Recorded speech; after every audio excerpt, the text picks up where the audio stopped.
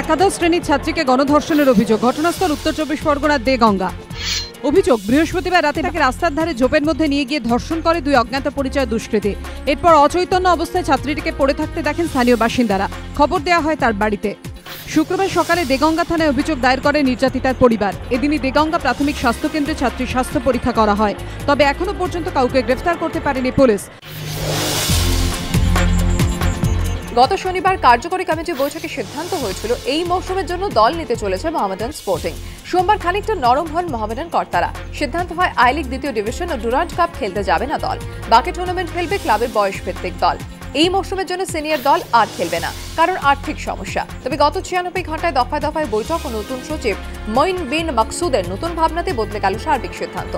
ক্লাবের দায়িত্ব নেওয়ার পর ক্লাবের সব শীর্ষকর্তাকে নতুন সচিব বোঝান তারা কষ্ট করে হলেও খেলবেন ডুরান্ড কাপ, কলিঙ্গ কাপ, এমনকি আই লিগ দ্বিতীয় ডিভিশন। সিনিয়র দলই খেলবে এই মৌসুমে। কিন্তু আই লিগ দ্বিতীয় ডিভিশন খেলে লাভ? যোগ্যতা অর্জন করলেও তো লাইসেন্সিং সমস্যার জন্য খেলা যাবে না আই লিগের মূল পর্বে। মোহামেডান স্পোর্টিং এর নতুন সচিবের আশ্বাস, আগামী ফেব্রুয়ারিতেই তৈরি হবে মাঠ, সঙ্গে লাইসেন্সিং এর পাশ করার জন্য প্রয়োজনীয় পরিবর্তনও। ভাইয়ের কপালে দিলাম ফোঁটা, জমের দুয়ারে পড়ল কাঁটা। শনিবার ভাইফোঁটা, ভাইয়ের কপালে ফোঁটা দিয়ে মঙ্গল কামনার দিন। তবে মিষ্টিমুখ ছাড়া সেই মঙ্গল কামনা কখনোই সম্পূর্ণ হয় না।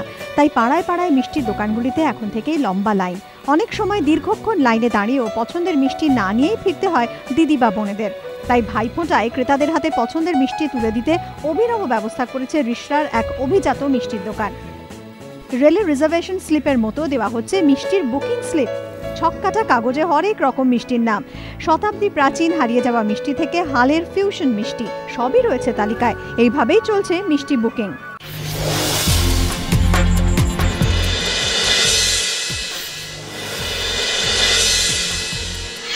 বর্ধমান বিস্ফোরণ কাণ্ডের পর থেকে তোলপাড় রাজ্য। তদন্তে নেমে গোয়েন্দারা জানতে পেরেছেন জঙ্গি নেটওয়ার্কের জাল বহুদূর বিস্তৃত। এই পরিস্থিতিতে বিস্ফোরণ কাণ্ডের গুরুত্ব বুঝে তদন্তের গতি প্রকৃতি খতিয়ে দেখতে রাজ্যে এনআইএর ডিজি। বর্ধমান বিস্ফোরণ কাণ্ডের বীজ কি লুকিয়ে মুর্শিদাবাদে? বর্ধমানের খাগড়াগড়ে বিস্ফোরণস্থল ঘুরে দেখে এই প্রশ্নের উত্তরের খোঁজে এনআইএ প্রধান সোজা চলে যান মুর্শিদাবাদে। সঙ্গে এনআইএর আইজি সঞ্জীব কুমার সিংহ।